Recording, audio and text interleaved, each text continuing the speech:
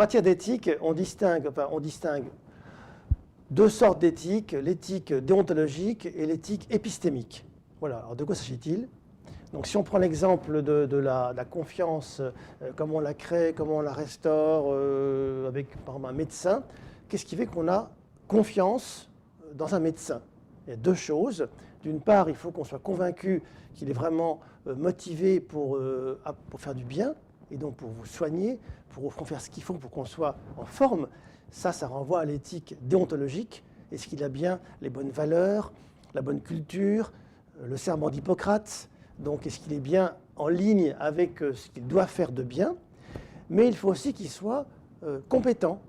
Et donc qu'il soit à jour de ses connaissances, qu'il comprenne le problème, les maladies, ce qu'il va prescrire, est-ce qu'il sait bien quelle est l'évolution de la science, de la médecine, voilà. Et ça, c'est l'éthique épistémique. Alors, épistémique, ça veut dire qu'il doit être à jour de ses compétences en matière de savoir, de ses connaissances médicales.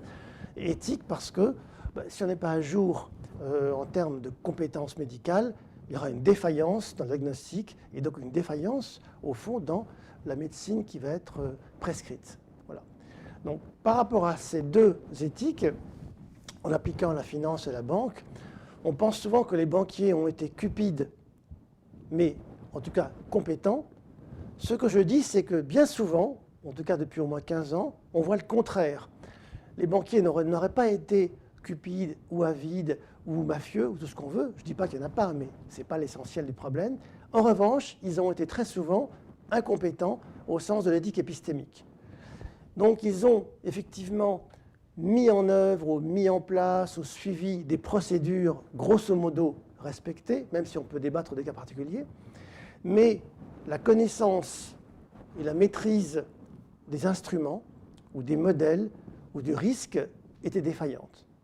Donc là, on voit clairement que si l'éthique épistémique est absente, l'éthique déontologique non seulement ne suffit pas, mais en plus aggrave le risque, parce que si on suit bien des règles, mais que les règles sont fausses, on va au contraire augmenter le risque de catastrophe.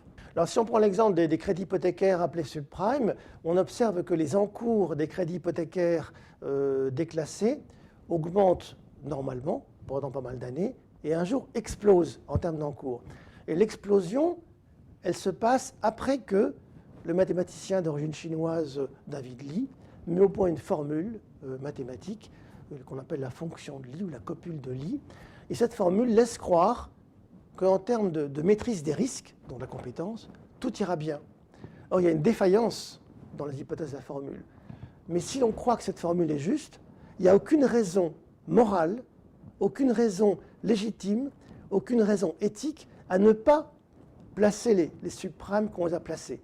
Autrement dit, ce que je veux dire là, c'est que l'absence d'éthique épistémique et la seule éthique déontologique peut conduire en fait à la catastrophe.